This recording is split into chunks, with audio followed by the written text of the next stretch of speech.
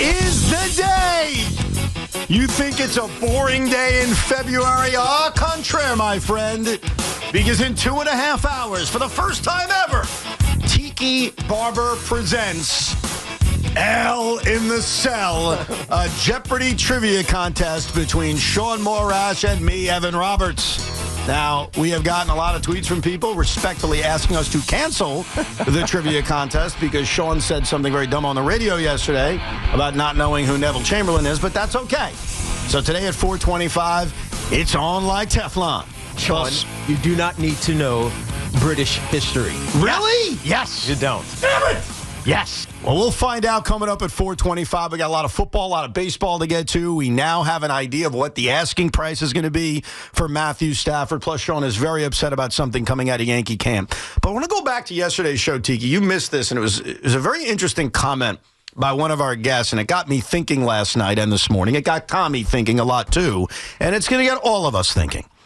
And that was expectations for the teams we root for. I remember one of the first arguments you and I ever had when the show first started was I said, hey, the Giants got to the second round of the playoffs last year. Yeah. If they don't at least get there, the season's a massive disappointment. Yeah. Basically, you said failure. Yeah. It is a failure if they don't get back to the stage that they just were once in. That is correct. Now, the New York Knicks are a team that has gotten to the second round in back-to-back seasons. And this year, the way the standings are looking, and I doubt this is going to change, they're in line that if they get back to the second round, they'll be taking on the defending world champion Boston Celtics. So yesterday, CP the franchise was hanging out with us, and Sean asked him a very blunt question like, if you guys lose to Boston in the second round, what is this season? Listen to his answer. If they get to that second round, they play the Boston Celtics, and the Knicks come up short, and it's another second-round exit, but it's the Celtics. What is your reaction? It's a great season. Really? Because it's Boston? Because look at the team. Yeah, but you get to the same avenue you got to last year out in the second But you round. lost to the champs. That's not something to hang at. You lost to the champs. I thought about this because he's right. They are the champs. Yeah. The Celtics are the best team, in my opinion, in the sport. Yes, but they're the defending champs. Yes. They're not the current champs. Like, I guess in retrospect, like, say 3 or 4 weeks later, and they win the NBA championship. Actually, it'll be longer than that, but you know what I mean. They win the NBA championship. Then you can say, yeah, you know what, it was a successful season. But if they go lose in the next round, you're gonna really feel like, we should have. It was okay losing to the Boston Celtics. That's why I can't agree with you. They were the champions last season. But they are, even though they're the champions last season, I think we'd all agree that despite the Cleveland Cavaliers having a better record and the Oklahoma City Thunder having a better record, they are the clear team to beat in this sport. No, I think you're right, but they still have to do it. No, I get They you. still have to prove that they can do it year over year. That's how dynasties get made. Dynasty isn't saying, oh, you won one championship, you're a good team again, you're a dynasty. No, it's winning one championship, then winning another championship and continuing to put yourself in championship position. I really wanted to give this thought and be fair because I understand that as a member of the coalition of Knick haters, if the Knicks lost in the second round of the playoffs, Sean, me, everybody else would run that play of, hey, what a failure of a season, you lost in the same round. But I want to be fair about that. I don't want to be a coalition member. I wanted to be an IBO. So let's go Knicks. I made a chart, okay, a very fair chart to determine the kinds of seasons a team has. And we'll include the Mets and Yankees on this too because Steve Cohen had some interesting comments about what would make a successful season for the Mets. So I came up with 4 categories. The great season, right, which is the word CP used. Yep. A great season. Now, some may argue only winning a world championship is a great season, but I think if you look back at the Mets season this past year, if you look back at the Giants from 3 years ago, those were great seasons. They far exceeded expectations. They didn't win it all, but they were great seasons. Then I've got the blah. They're like, I mean, I can't say it's horrible. I can't say it's great. It's blah. You know, it's like, You know who I kind of look at it in that regard? Who? The Yankees last year. Yeah. I would say it was very blah. Like, yes, they got to a World Series, first time in 15 years. They beat all teams they should beat. They were the team to beat. They were the best team in the American League. And then they lost to a team that they're not as good at. Look, I don't know if it's blah because it feels like more disappointment because every one of those games, it feels like it was a gentleman. I mean, when you think back on it, it's like, oh, it's a gentleman's sweep. They lost in 5 games. I mean, they didn't hold a candle to the Dodgers. But the reality is they could have won every single one of those games. So you're saying that last year's Yankee season losing in the World Series would qualify as disappointment? Because that's my next category. To me, it's more disappointment because if they would have played their best, they likely win a championship. But they didn't. So it was disappointing that not most of them, but some of them, in particular, their captain and best player who won the MVP for the league last year, didn't play his best in that important moment. I got you. So to me, it's disappointing because it's a missed opportunity. Well, that is my third category. We've got the great season, we've got the blah season, and then we've got the disappointment. The fourth category, which is something the Jets have accomplished a lot, is what I like to call the hellhole of a season. And that is the what an unmitigated disaster of a season. Like last year's Jets with Aaron Rodgers and the expectations to go out and win 5 games, I wouldn't call that a disappointment. That would be unfair to the word disappointment. That's a good point. That's a hellhole. So to me, I look at it as 4 categories, and the more I think about the Knicks, and look, they've had a very good regular season so far, despite their issues against really good teams.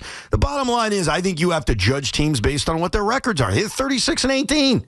Okay, I mean, they're 36-18. They're one of the most efficient offenses in the sport. Yes, they have struggled against the elite teams, no doubt. They've struggled against Boston, Cleveland, Oklahoma City. I get that. But at the end of the day, they're 36-18. And I think we'd all agree regular season-wise, they're on pace to win over 50 games. It's been fine. If they ran into Boston in the second round of the playoffs and lost a hard-fought series to the Celtics, I can't call it a hellhole. No. I don't even know if I could call it a disappointment. I think it would fit that black category where I can't say it's great because you got eliminated in the same round you've been eliminated 2 years in a row. Yeah. But they'd be losing to a team that, if we're all being honest with ourselves, are better than the New York Knicks. Yes, they are.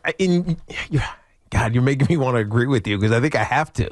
Because we already know that they're in that second tier. So in order for them to be championship viable this season, something has to, I can't even say radically, because nothing's radically changing for this Knicks team. Barring injuries to the Celtics, nothing's radically changing. They are stuck exactly where they are. I guess when OG comes back, that helps them some. If Mitch comes back and he's healthy, that helps them some. And by the way, quick thing on that, Tom Thibodeau just said in the last few hours, a little breaking news for those that are not aware, they both fully practiced. So the New York Knicks right now, going into the second half of the season, is a fully healthy basketball team. That's great.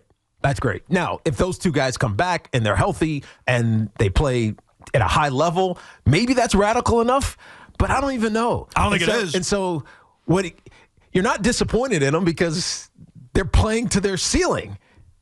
So the Yankees were disappointing to me because they didn't play to their ceiling. Because of the way they blew the World Series? Yeah. Like specifically the games? Yeah, specifically the games. The walk-off home run, the grand slam, the drop ball, Aaron Judge not hitting until the last part of that series. Like, that felt disappointing because you're so sub your ceiling.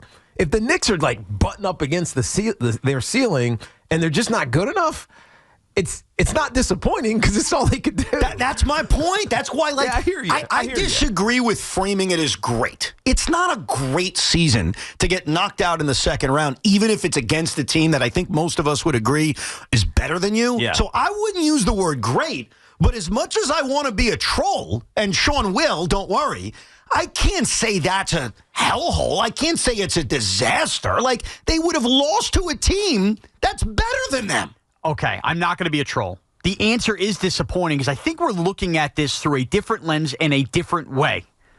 Knowing everything we know now about seeding, it is easy for any Knicks fan to go, hey, I love the way this team plays. I love the passion, but damn, look, we're going to play Boston in the second round, so I'm going to do something people said. I'm going to pre-cope by saying it's a great season here. Blah, I could understand the argument. Here's why it's still disappointing, though, Evan.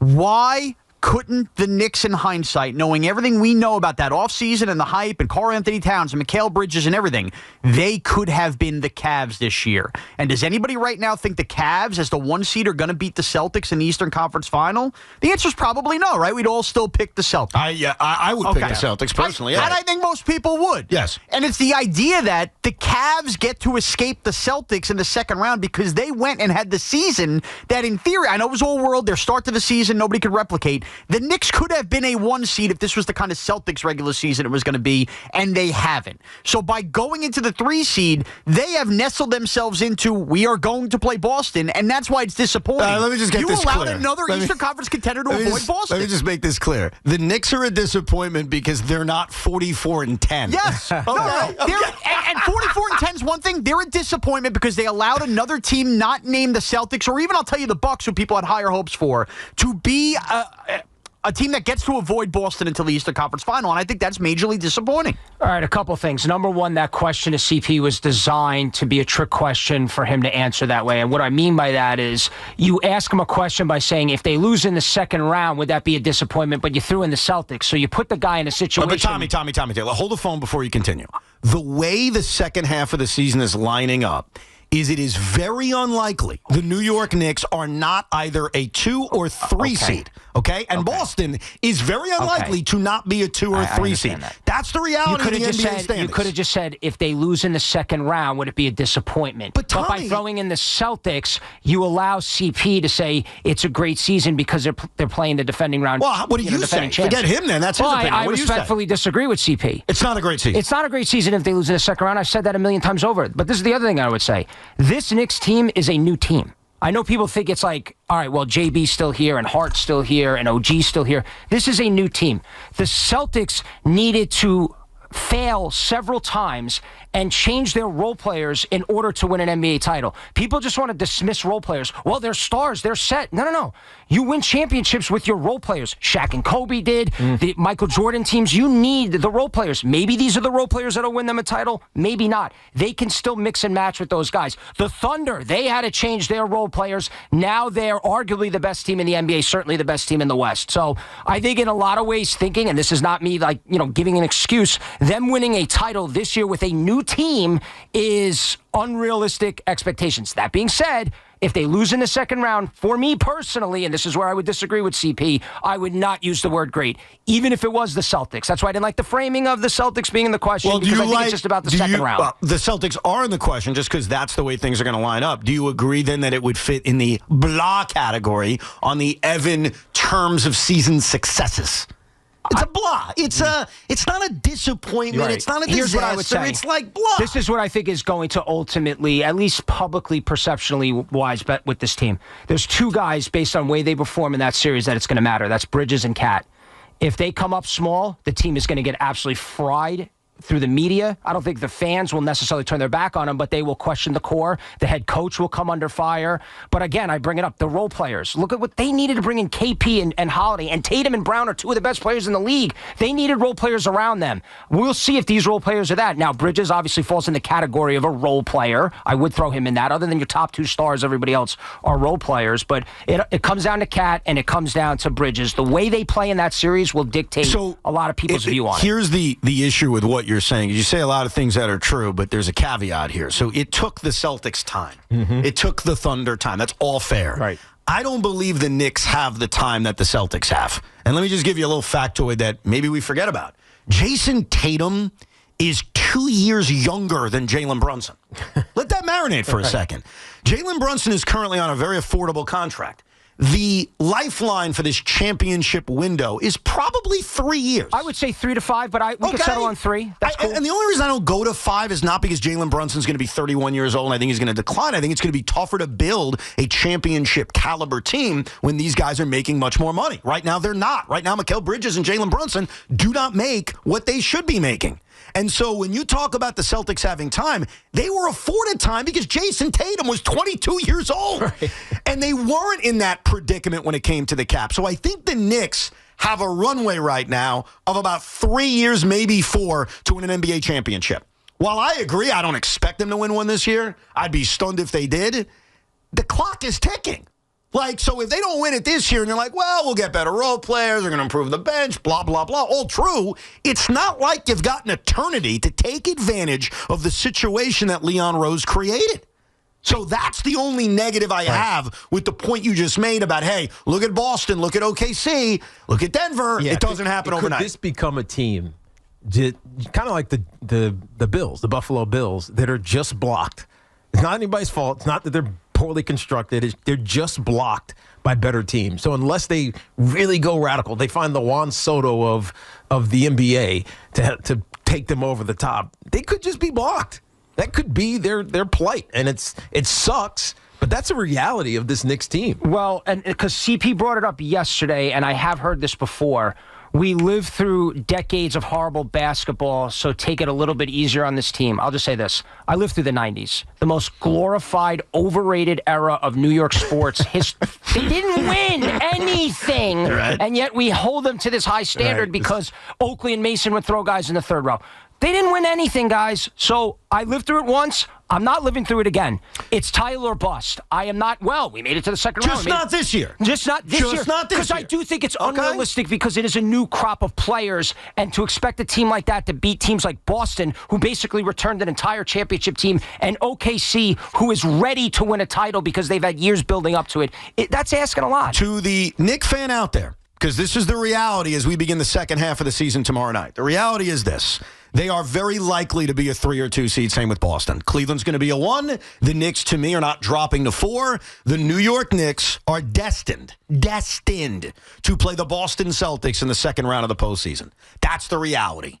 If they lose there, what is this season? It's a fair question, and I'm curious how Knicks fans feel about that. 888-808-1019. But it's not just the Knicks. As we get set for a new baseball season, I remember asking Sean Morash a very important question 1 year ago. I said, what's a good season for the Yankees? And he was very honest. He said, they better get to the World Series, but if they lose to the Dodgers, it was a success.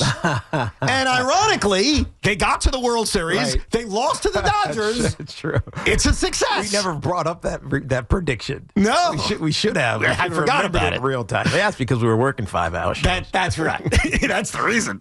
So we'll get to the Yankees, too. Like, Yankee fans, what is a successful season? Is this title or bust? Have we entered that territory because they got to the World Series last year? And then the more difficult question. The question Steve Cohen was asked yesterday. What's a successful season for the Mets? Well,